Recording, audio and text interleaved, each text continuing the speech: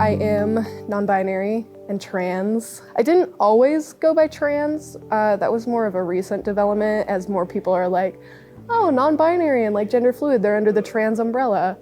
And it does feel like it fits. Like I usually will say I'm like trans non-binary because most people also say like trans masc, trans femme. So trans non-binary is kind of the label I go by, I guess. I'm a student at the University of Central Missouri. I also work at KMOS, the PBS station on campus. Outside of work and school, I am the secretary of the Media Creators Association, which is a club for media students. And then I'm also the president of the UCM Cinema Society, where we do some film screenings. Because of my identity, I haven't necessarily experienced direct hostility. No one has been like outright transphobic, which I think is a common sentiment nowadays. It's not as common for people to be outright bigoted. It's more so, you know, the occasional person who will refuse to use the correct pronouns for people, refuse to use the correct name. So it's not direct hostility, but it's kind of like those microaggressions, like the little things that invalidate trans people. I realized not a whole lot of people are talking about this. There's a lot of it that's just like pushed under the rug. Trans people exist, they have existed, they exist in Missouri, but there's so much stuff going on right now that's just burying them. At UCM, I found that it's perhaps surprisingly very supportive. I started at a larger university in Missouri that was definitely more of a city, so I was worried to kind of go to a smaller town, but UCM has actually been really supportive. When I changed my name my second semester here, all my advisors were really understanding. They helped me, you know, fill out forms so it would show up on like Blackboard and stuff. And for the most part, all my professors have also been really like strong about getting, you know, the pronouns right, getting the name right.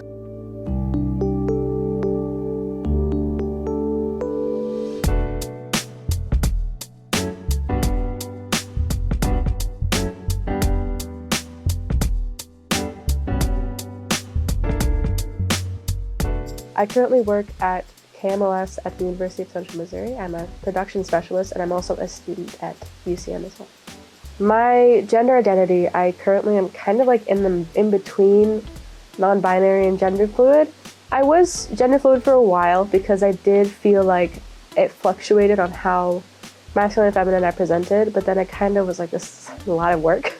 And so I kind of went back to non-binary because that feels the most right for me. I work as a production specialist at KMOS PBS, and that's on campus at UCM. I go usually just non-binary. I know that a lot of people that identify with the gender fluid or non-binary label do identify as trans, but I don't know why I personally don't. Maybe it's just because I don't go out of my way to like change much about myself, and I don't think that I'm like transitioning. I think I just always have been non-binary, and there's nothing that I need to like transition to. Like, I'm not saying that like people can't, like I honestly don't care. That's just my own thing. I don't personally, but I think about it sometimes. To me, it's definitely a kind of transition into a whole new person, a whole new identity. So I do consider myself. I haven't really run into a lot of like transphobia or like anything super negative. In the school that I went to, everybody kind of was like on a basis understanding of nobody knows what's going on and we're all trying to figure things out together. The only thing I had was like people were like, but I knew you as she. When I would tell them like, hey, I use they them pronouns, like I don't want to use that. Like I knew you as this. Like, I'm very privileged to say that I never got bullied in middle school or high school. I never had that be a big issue for me. Like, the most conflict I ever had was within like my own family. I would say I started to identify, I guess, I would want to say like maybe 3 years ago. Obviously, I kind of had the feelings, but I couldn't really put the words to them beforehand.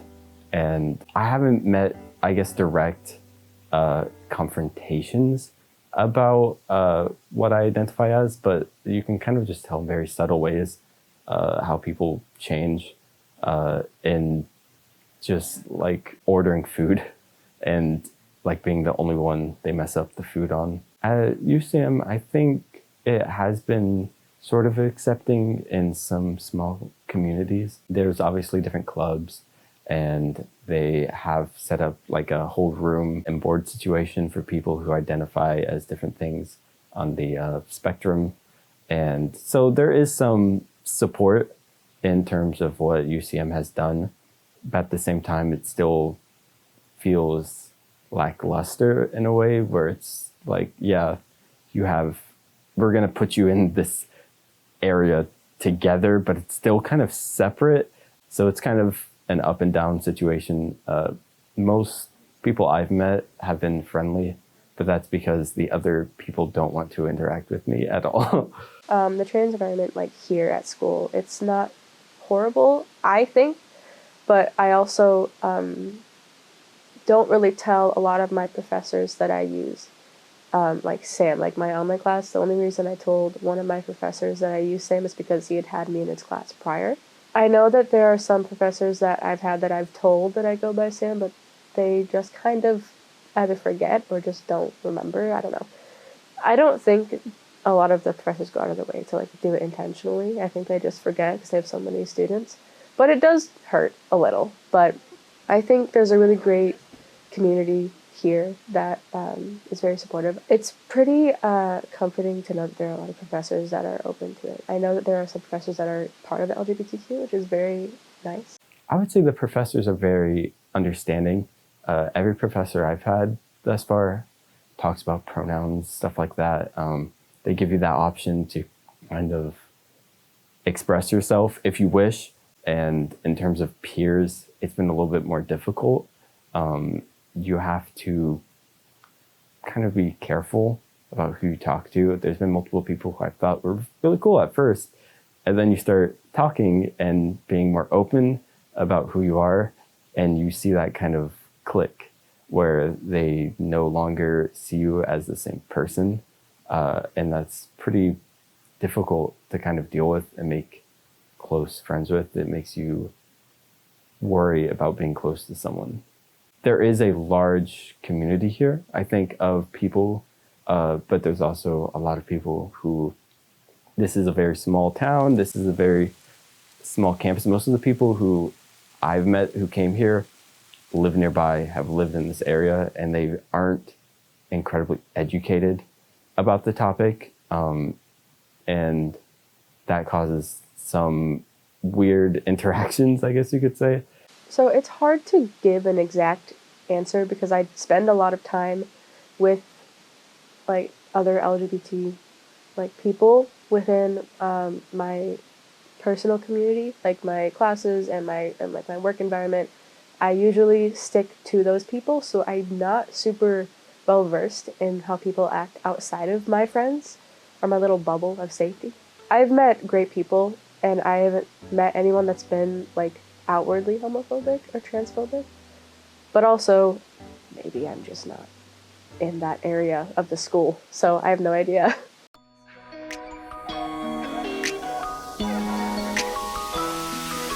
PRISM is a student organization at the University of Central Missouri that focuses on providing a safe space for members of the LGBTQ+ community and providing opportunities to speak with other members of the community. PRISM normally meets on Wednesdays at 6:30 in the Union Auditorium. Typically, we do different types of party games and stuff like that, just providing a fun experience for our student members. We'll usually talk about upcoming events, important information. The main focus is just providing a space for people to be themselves, even if it's just for an hour. We have the Lavender Lounge as a safe space in and of itself for anyone who wants a space to pretty much do anything, whether that just be having a place to hang out with other people. We have books for plenty of different topics, whether that be queer health, queer stories. PRISM's just a place where you can go and be whoever, whatever you want to be for at least an hour of your day. Even if teachers and students don't mean to, sometimes they just come off as a little off-put by it. And I know most of them don't mean it, but it's one place where you're around people, even if they don't identify the same as you, they are there to support you and there to be like, oh, you want to try this out for today? We can try that for today. And it's not a judgment. It's just we're gonna do it for you. When I came to campus, I knew prison was there, but even then I was worried it was gonna be like, I'm just gonna be here, know nobody, and have like singular friend and not really know anybody else. So it's nice to be able to go somewhere that there are other people like me and they are out and happy with who they are. The people that I've interacted with, at least from recent memory, haven't really had any issues with my identity or done anything that I can remember being like transphobic in any way. Although I'm unsure if that's purely just luck or if it's just because most people who end up going to college campuses tend to be more open-minded, I, at least in my experience, feel that I've found UCM to be a good place for trans people. I notice teachers sometimes, they don't mean it, and I know they don't, but they mess up my pronouns, which is fine. But it's nice if they try to like get it right. They're supportive in their eyes. They will say the right name, because they have to, especially the teachers. They'll say your right name and they'll try to get the pronouns right, which is very nice. I've also only been here a semester, so I only have a handful of teachers, and all of them have been very nice so far. But the students, I notice sometimes, especially just because we're in Missouri, I notice sometimes I get the weird look, whether it be because I'm talking about being trans and not trying to be closed off about it, or because if I dress weird or not how a trans person dresses, I get a look, and I just kind of have to brush it off and accept it. Except that that's how Missouri is. It's not like in a book or in a movie where it's like some kid shoved me into a locker, came up to me and like called me a slur. It's not like that. They do think that they are accepting, and yes, they are accepting, but it's the bare minimum of accepting, and I don't think some people realize that it is the bare minimum of acceptance. I will admit I do tend to mask my identity just out of fear of like someone not being the best about it. I understand where people are coming from regarding how people in the LGBTQ plus community can feel kind of hidden. I understand the idea, and honestly, I kind of agree with it. It does feel like and a lot of other people feel hidden when it comes to like campus goings on. Growing up, feeling like I have to hide my identity has been a pretty common theme. I feel like that's a common theme among a lot of trans people, but like I'm still not out to my dad. I came out to my mom hours before she died because I didn't know if I'd have another chance. And it was kind of like a cop-out because she couldn't respond to me.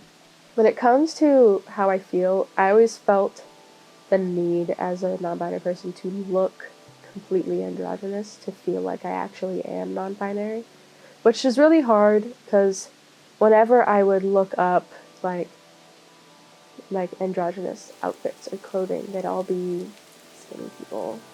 It's just kind of hard to not see your own type of representation in like any media from non-binary people, like at all. So I always felt like I wasn't androgynous enough, so I felt like I didn't fit that exactly. I felt like I didn't deserve that title. So it took me a long time to accept the fact that I am non-binary and I am who I am. I do feel like I should hide it because I don't like show it well enough, so no one's gonna take me seriously. I think the university could do a lot more for trans students if they just promoted maybe some education and just having events that are public. A lot of the things that they have right now are very hush-hush and hidden away, and that's, I get partly for protection, but it also still gives the feeling that this is something to be hidden. This is something that you're never going to be safe about. And I think that's well-intentioned, sort of. It also still gives that kind of toxic environment where you're never safe. So the UCM Drag Show has been around this was its 11th year that it was on campus. In the last 10 years, there had been between typically 800 and 1,000 students who would come each fall to the drag show, and so it would be a really big event. I think in terms of the university and how the university has supported it, it gave an opportunity for people to engage in something that they might have not ever been exposed to. About 2 weeks before, or a week and a half before the event was supposed to happen, the president of the university decided to make the decision that the university would not use university monies to host this event. I personally think it's very important, and I know there's a lot of faculty on campus who think it's really important to be able to show support to LGBTQ students, as well as just having that out there for the students. I was incredibly disappointed as a member of the faculty who identifies as LGBTQ under that umbrella. I think there needs to be, especially in this time, support for students. I think that the decision was made by the president was that he was really trying to ultimately make sure that we weren't being targeted because of that. I think that there have been very negative repercussions to the students to feel like they aren't supported, repercussions to faculty and staff to feel as though they aren't supported. We are at a university. A university is here to expose people to things that might be different, whether those things are seen as liberal, whether those things are seen as conservative. The university is to provide a safe space for that to happen. It'd be nice if almost like in more curriculums, like in like psychology or something like that, there was like a chapter about queer psychology or genders of psychology, just something to touch on the fact that like straight cis is not the only thing that's going to be taught at a school. I will say, at the very least, PRISM has been trying to provide a space to kind of push against that idea of being hidden. It's not perfect, I'll admit. No solution is perfect, but I feel like it's at least something to push against that feeling of being hidden. I mentioned in class before that one of the things I do love to do here is go to PRISM because it's a space where I feel safe. And like all of my classmates were just like, what's PRISM? And I couldn't explain it any other way besides essentially a GSA, which yes it is, but it's a bit more. I feel like queer kids are kind of put in a corner or said like, you can be queer-ish. To an extent you can be yourself. Because even me, I'm not out at work. I'm employed at the school. I wrote down my name, my chosen name, and I just haven't corrected it because I work for a sports team. So it feels like I'm not allowed to be different. At our job, we have to fill out the harassment and policy, they call it like sensitivity training at like a corporate job. I think having something like that would be really nice, or good at least to have most of the student body or all the student body have to do with, like every year, so they have like a remembrance like, hey, there's people here that like are that, don't forget that. I feel like it helps to normalize the existence of people in the community and show that, hey, we're people, we exist, we're not a danger to others or yourself. Just show that we're normal people just trying to live our best lives. If you want to be supportive, go learn what people are actually going through. Go to PRISM, go to GSAs, go to outside sources or like things outside the school as well that have a population of queer people and learn what the hell they're going through. Because otherwise you're just sitting in your own bubble, blissfully unaware of what other people are going through and what we have to struggle with every day. And it's if you go to things where you're surrounded by the queer people, you realize, shit, I didn't realize that like these things were wrong, and you probably will change your behaviors. It's different, but if it makes you uncomfortable, it's probably doing something good for you.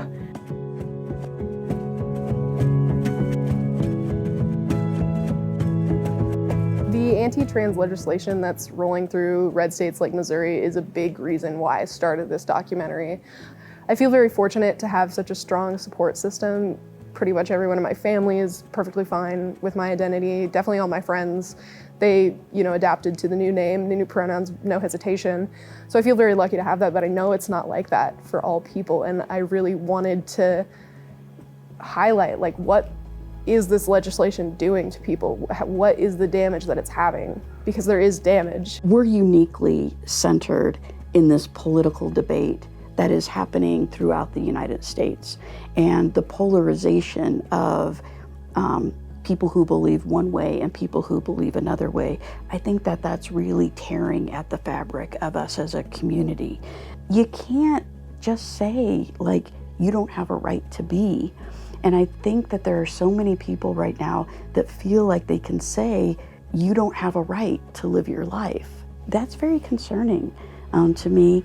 And I think we find it all coming kind of to a head on a university campus where you have a lot of different voices and a lot of different pressures that exist. I've been pretty scared about some of the ideas that have been thrown out by these bits of anti-trans legislation. I've followed it quite a bit, mainly just because I want to make sure that I'm safe and that my partner is safe and that those that I care about who are a part of this community stay safe. It just kind of goes back to what I've kind of been repeating, is just trying to keep this real issue, these people, away and hidden. Because if you can hide them, they don't have a voice, they're not real. And if it's not real, it's no issue to discriminate against them, because, you know, and it's just kind of hard because I have a lot of friends who are extremely worried about this. They are having panic attacks and they, you know, very deep depressions. This is a serious thing that's not just a law, it's actively harming people today, right now. I should know more. As someone part of the LGBT community, it directly affects me and my friends and like anyone like around. Like it matters. But what ended up happening is every time that I would look at it on my For You page or on my like Instagram feed or anything like that, it would just like destroy my mental health. It would make me feel horrible. And I ended up kind of being like, okay, I know this is important. I can't be looking at this every day. Whenever it comes to like really negative things or things that are bad that are happening in the world, I tend to look at it when I'm in the right space to do so. And that isn't very often, unfortunately. So I needed to make sure that I was taking care of myself before I put in any emotional effort into looking into that. For me, as someone who like just started to come out as trans like a year ago, it's so scary now that I'm like, oh, I finally came out, I can be who I am and like finally be accepting of myself and like start to go towards what I want to be, and then everything is just seemingly telling me, you can't do that because it's wrong. And I know it's not wrong because who's gonna tell me what to do? But it's not up to a cis person to tell me, a trans person, what I can and cannot do with my body and with my hormones. If I ever have like a child or like a niece or nephew and they come up to me and say like they're trans, I might not be able to help them and say, you can do this, you can change yourself and be happy with yourself. It's scary to think that that's almost the direction everybody wants us to go in when that's so horrible.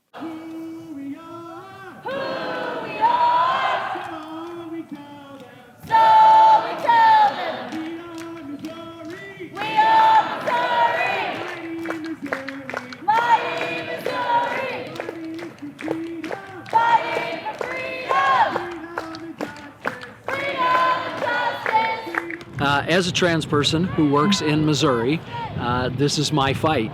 This is my family. People I care about are under fire, so here I am.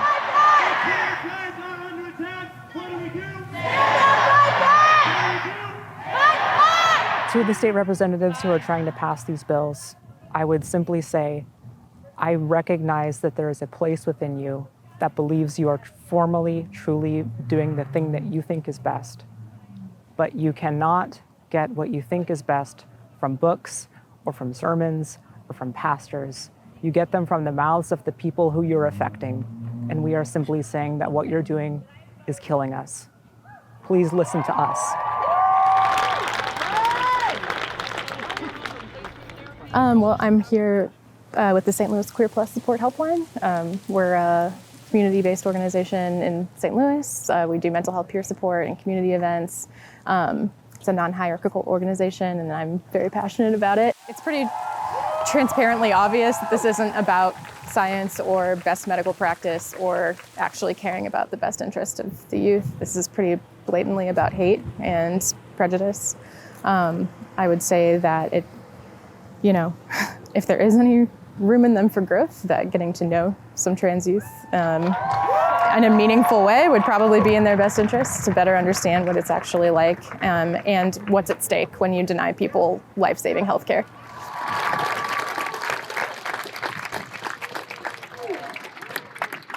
I work for PROMO, which is the LGBTQ plus public policy and advocacy organization.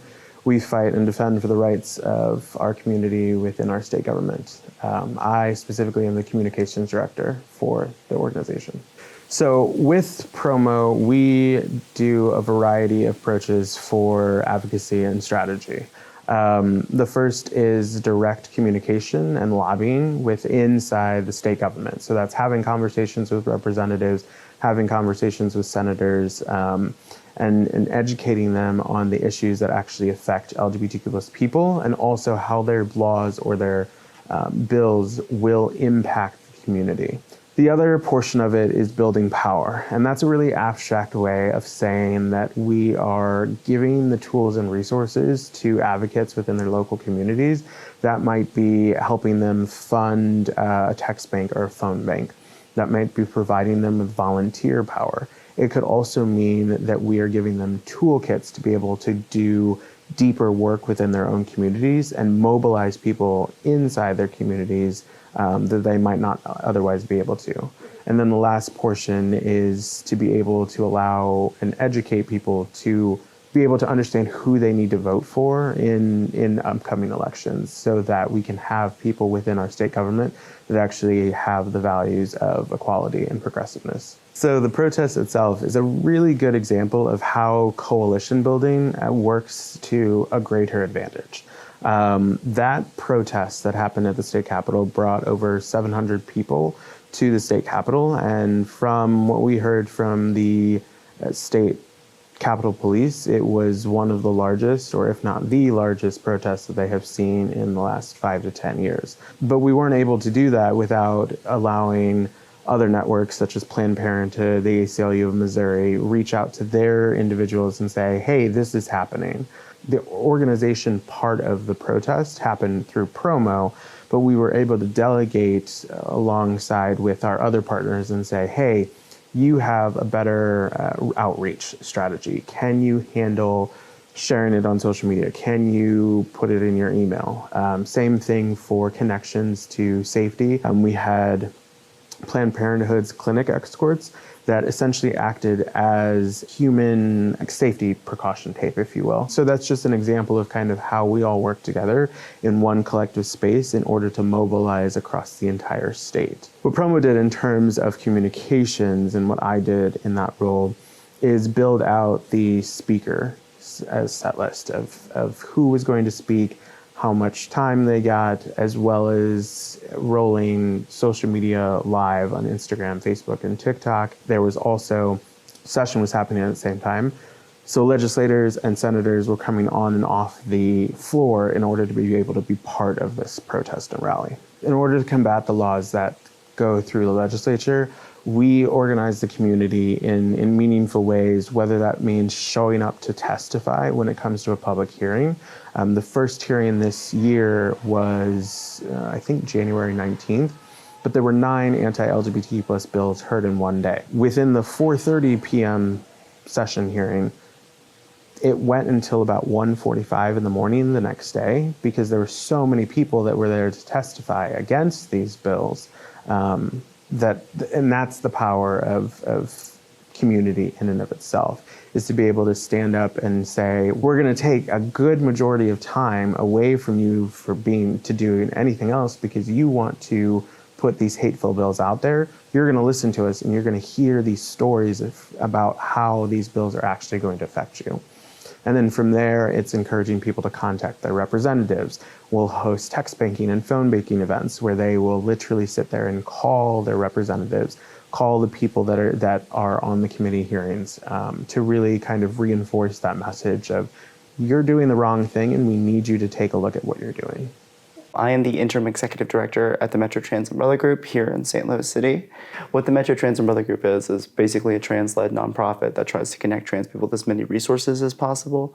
We do that through, we have a community center in St. Louis where we offer free clothes, free food. We help people with their name change documentations and gender marker changes.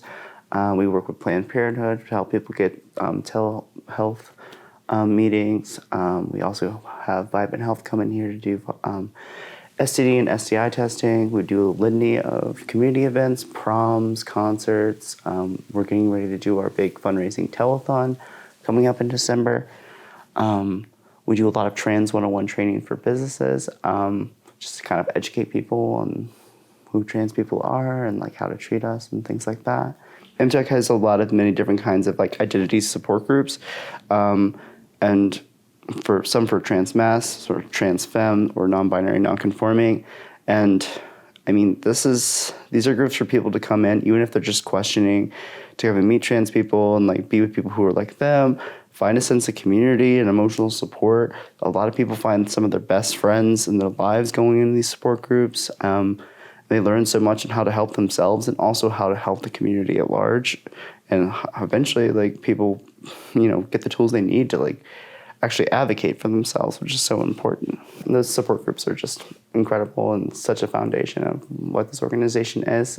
Metro Trans Umbrella Group was founded in 2013 when 3 trans mass folk basically started a support group for trans mass individuals, and that eventually grew into support groups for other people, other different identities and other different kinds of people, and eventually grew into what you see now, which is MTUG. I'd love to be a lobbyist, but also people need just basic resources, and they also need that sense of community here, and that's kind of what we provide. MTUG is sort of like a second home for people, and anybody gives me a call who needs a place just to be or talk or what have you, you can come here. All the support groups run out of this building you see here, so it's an actual real exclusive trans space.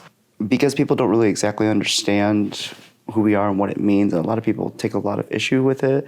People lose their families, or at least lose the closeness that they have with their families. A lot of people are kicked out, and in a way people lose like heritage and culture along with that.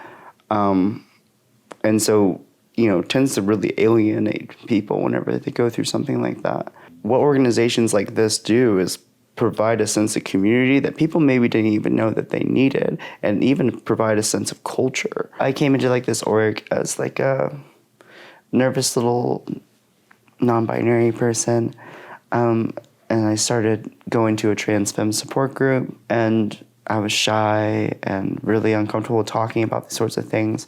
Really even uncomfortable with even referring to myself with she, her pronouns or anything like that. And through going to these support groups, to FemSpec, our support group, I was able to like talk with that and sit with it and like challenge myself in so many new ways. And like, it gave me the tools I needed to actually really like blossom into the human that I really wanted to be. I think it's helped me with my people skills and like with dealing with alienation in a much better way.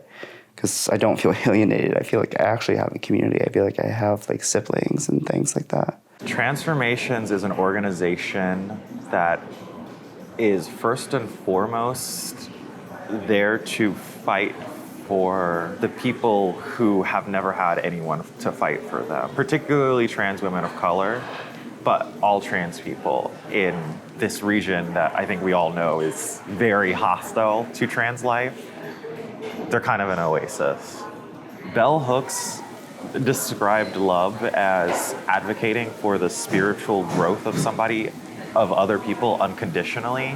And I believe that that is what Transformations, ultimately the mission is. I think a lot of us who are more familiar with some of these terms tend to look at people who might not be as familiar and think, oh, what are you doing? Just go Google it.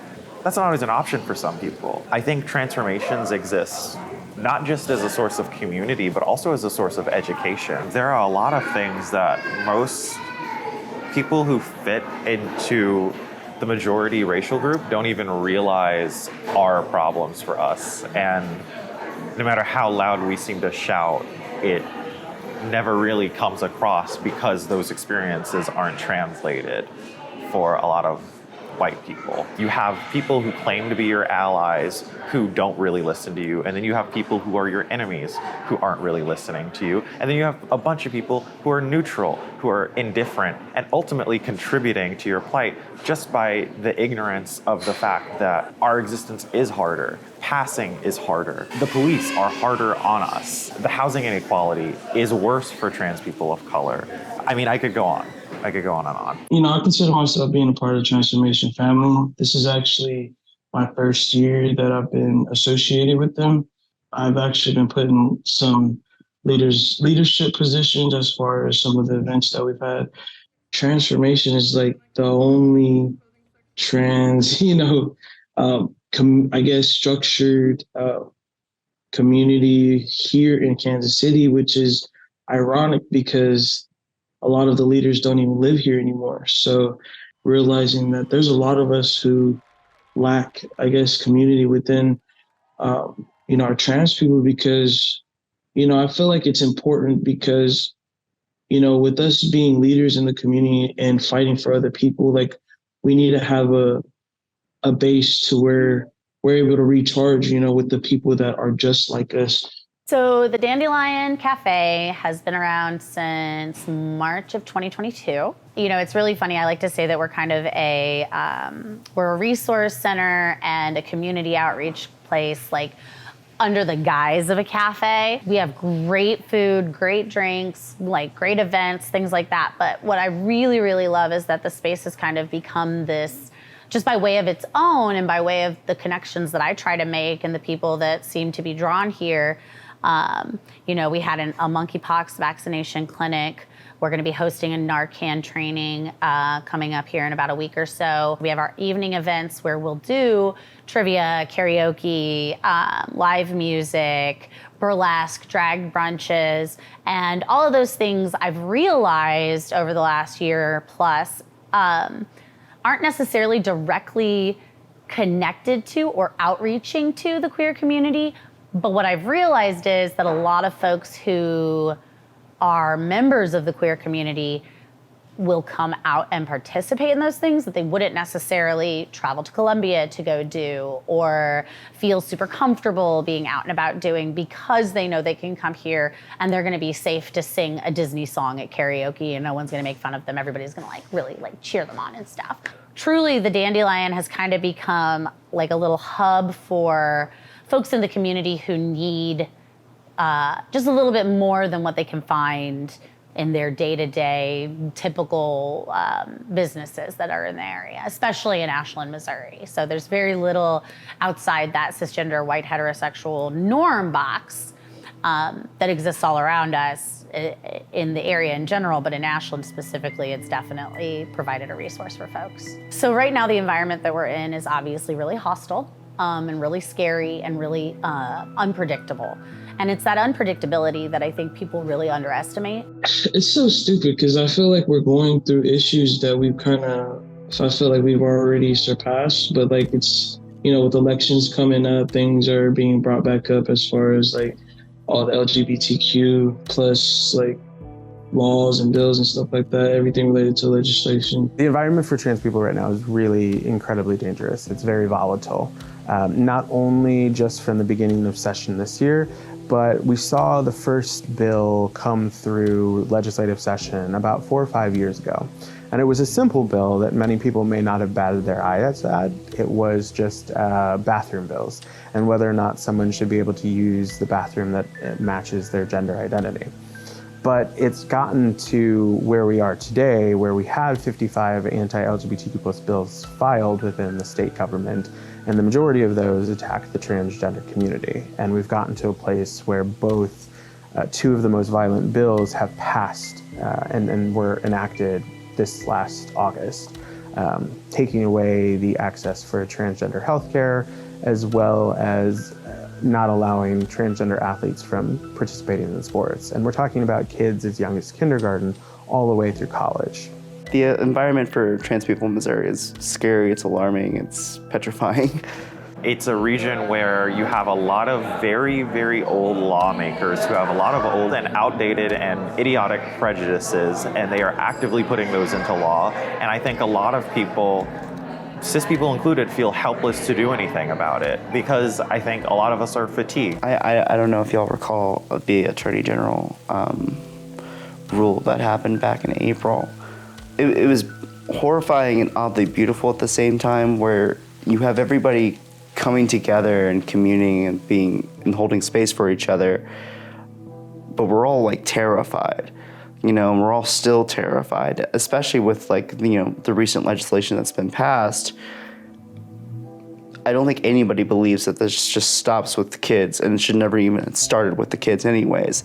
It sucks because I feel like we're being used right now to get votes in a way, and I feel like those votes come from lack of knowledge, lack of education, and sometimes just ignorance, So when we look at just the two bills that passed by itself, the first one, and if we talk about the sports ban, which a lot of people, may not understand why this is such an important bill or why it was so egregious. The first portion of it is that it takes away the ability for children who are as young as kindergarten from experiencing a part of everyday school life, a part of a holistic educational approach of how someone can enjoy school. Sports can be a very important part of that development process, whether it's as simple as like recess or physical education classes. From there, though, when we look at colleges, it also reduces their transgender athletes' ability to participate in opportunities meant for them to succeed. Same thing with the transgender healthcare ban. It takes away the ability for trans youth, as well as adults who are low-income trans adults and adults that are incarcerated, from their ability to access care. In general, the theme is we are restricting the ability for these individuals to be able to thrive and actually succeed in our state. That's the big takeaway from all of the bills in general. It really hinders someone from being able to thrive and actually be the best self that they can be, because they can't access the things that they need to be able to access. The problem with these bills is like what I was saying before, it adds to that alienation. What happens, especially when we're talking about like taking trans children out of the sports that they want to play, is you're alienating them from something that they want to be doing. It's very unlikely that a trans person is going to just say, okay, I'll just go play for the other side if they feel uncomfortable to do that. So now they've lost this connection with the sport they probably held so dear to them. And what do you replace that with? Where is the safe spaces for this person to be trans and to show off themselves or compete in a way that they want to? We can't constantly be segregating these people into, oh, here is your side over here. You're allowed to go over here.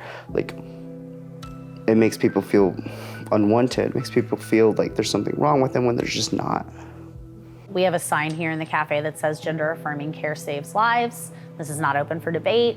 And it started a couple of conversations with some folks that I think were really, really important to have, because a lot of people don't even know what the phrase gender affirming care means. And so this space is able to kind of provide that stepping stone for folks in the community who are curious and are allies and are supportive and have learned over the last year that they can ask me questions and I will be honest with them and their questions aren't going to be considered stupid. And so we're able to provide that. I just try to be an ear for my friends who are transgender and on gender affirming care. But there have been multiple people who have moved out of the state completely. And that to me is really scary, because what's left behind is a bunch of ignorance, and those of us who either can't leave or are not willing to leave because of our position in the community providing support and resources. I know so many people who are moving out, moving away, people who have lived there all their lives. I know a family with a trans daughter who have been here forever, been amazing support systems for our community and done so much work to help trans people thinking about leaving just because of how unsafe it can be to even just be here. It's a real reality. One of their goals that they won't say out loud, but one of their goals is that they want to make it so that no one can get hormones and that no one can ultimately transition through HRT. people are still going to be able to transition. Whether that's getting their hormones from India or just like going back to the old ways and like no hormones, but like I'm still a woman. I'm still going to present as a woman. And I think that's another thing, is trying to ban drag, trying to expand the definition of drag to anyone who is a cross-dresser, trying to really make it seem like we're grooming children. I'm trying to live my life, and we have lawmakers, legislators, and people who are either directly maliciously or being misguided into supporting them. You know, with them being so loud and the hate against, you know, us, it makes me sad. Like, and I know there's people out here actually dying because of that. The biggest thing that I want to tell legislators is that this is not about protecting children. It's not about protecting women's sports. If it was, we would be talking about a lot of other issues that are actually affecting those people's lives. If we're talking about protecting women's sports, then we need to talk about equal pay. We need to talk about sexual harassment that lives within women's sports, and things that are actually threatening people's very livelihoods. When it comes to protecting children, we also need to talk about the fact that here in Missouri, we have a terrible, I guess, epidemic almost with education. We are lacking the amount of teachers that we need in order for students to be able to have the education that they deserve in our state. In addition, there are school shootings. We have done nothing in terms of that in Missouri. There was even a law this year that would allow state funding to be able to provide in classrooms kits that would help stop bleeding, or like advanced medical kits for teachers to be able to use in classrooms should something happen. That never even got discussed because they were hell-bent in attacking the LGBTQ plus community. We can see that there are bigger fish to fry. Like, rural places are dying, but you're not doing anything to actually give them life. Instead, you're just giving them a false enemy. You wouldn't deny your kid care if turns out they have diabetes. You would want to get them the care that they need for that. If your child has like a stage, 4 cancer, you want to get them that care. It's the same thing with, gender affirming care. You do not want to deny them something that could be life or death. Imagine if someone told you that you couldn't be yourself, in the morning, like whatever you feel like makes you be yourself. If it's your hair, what if you had to shave your head off? If you can't wear a suit? What if you had to wear a clown suit every day? Or, what if you're a father? What if your kids get taken from you, your wife get taken from you? Everything that makes you feel like you, if someone told you that you could not be that tomorrow, would you be okay with that? Would you be okay letting your kids not be who they want to be tomorrow? Out of the 55 bills that were filed this year, only 2 of them passed.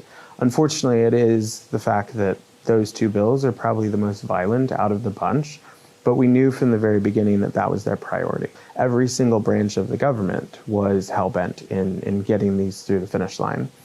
We had the legislature, who did everything that they could, the attorney general, who expanded his own power to be able to try and do his own thing and circumvent the legislative process.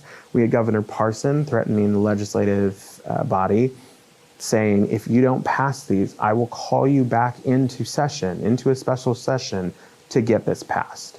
And so within all of that, it is very helpful to contextualize that only 2 bills passed, even though those bills are again, the most egregious that we've ever seen. For me, the hope comes from the reactions that I see in the faces that come in here and in the stories and the anecdotes that folks who have been in this area a long time will tell me. We have the leader of the Boone County Democrats comes in here quite regularly, and every time she talks about the space, she cries. And because she's from around here, and she's like, every time I drive by, I just think about how far Ashland has come, and to think about the fact that the young people in this town now have a space like this, it would have changed my life, and it would have changed so many lives of the people that I grew up with. The biggest thing that allies can do right now is turn their visibility into tangible action. Back 10 years ago when we were talking about marriage equality, the biggest item was how can I be visible? How can I show my visible support for the community? We're now at that point where visibility is no longer enough. It's great, everyone expects the very bare minimum, which is visibility. From there, it needs to turn into tangible action. And that looks different for every single person. It might be, hey, I am keeping myself informed so that I know what is happening within my government. It could also be signing petitions. It could be showing up to testify in our state government. It could also just be checking in on your friends, like the very basics of just being like, hey, this is a really tough time. How are you doing? How can I help you in this moment and really show some compassion and empathy towards your fellow human beings? Show up, listen, and act.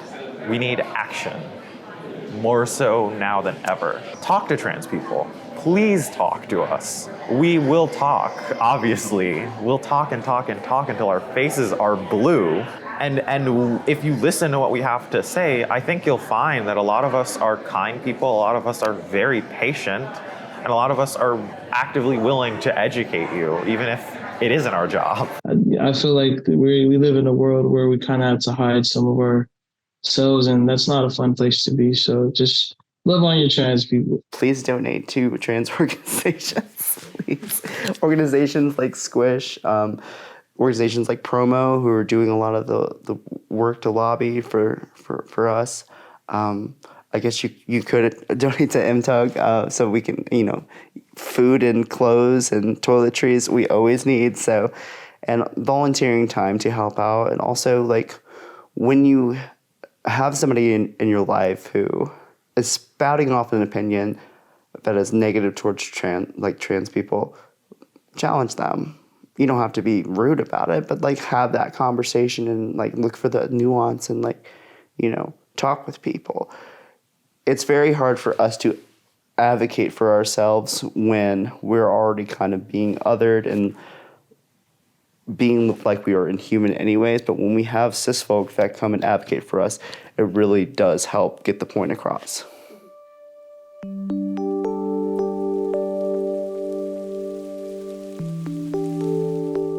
In general, what I would say to LGBT people kind of is that you don't have to prove your identity to anyone. You don't have to fit in, and whatever you feel is valid. If it changes, that's valid too. There's a requirement you have to meet. Your feelings on your identity is 110% valid all the time. And it's gonna suck to tell people that are gonna be rude about it. They will be, unfortunately. That's just the reality. People are gonna be mean and people are gonna be harsh. It'll be okay. You'll find your people. I feel like an important thing to at least mention is that there's no right way to be trans.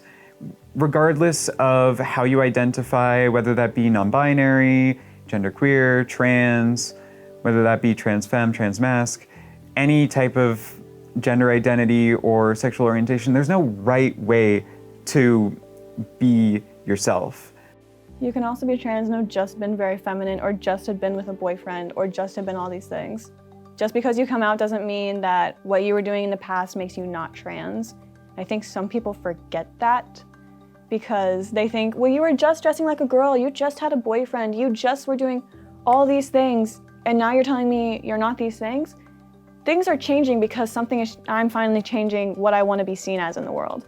I want to tell them that there are people who do care, that there are people who do that do support you, that there are individuals who behind the scenes as well as in front of the scenes are there to be a support.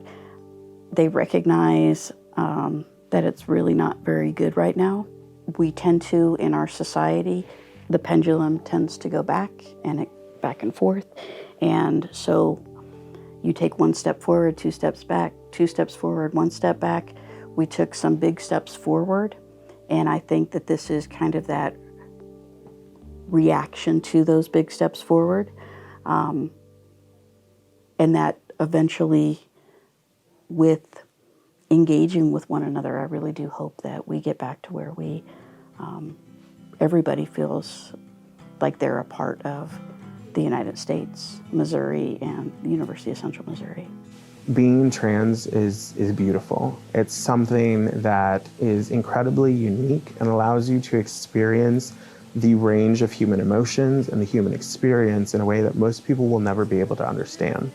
The ability for you to look in the mirror and see yourself as you see yourself internally is a very beyond gratifying experience. Please reach out. Please go to a support group. Please find your local trans organization. They want to help you. They, if you need food, if you need anything, if you're just looking for emotional support, they want to help you. Please reach out. Do not suffer in silence. Find community. Focus on the love. Focus on the positive energy. Focus on the fact that we are all we have, ultimately. To every beautiful Black, brown, Indigenous, Latina, Indian, Asian, trans person out there, stay safe, and I love you. I feel like a lot of us get caught up in wanting everyone to love us. I feel like there's a big importance of loving yourself, because once you find love in yourself, then nobody can tell you anything, you know what I mean? So just love yourself and get yourself mentally, physically healthy and find community. I want, if nothing else, to be taken away is that there are people here for you. There's people who want you here and want to see you flourish in your identity. Above all, please stay and find people, because you are not alone, even when it feels like it. It's been a full 2 years. Why have I done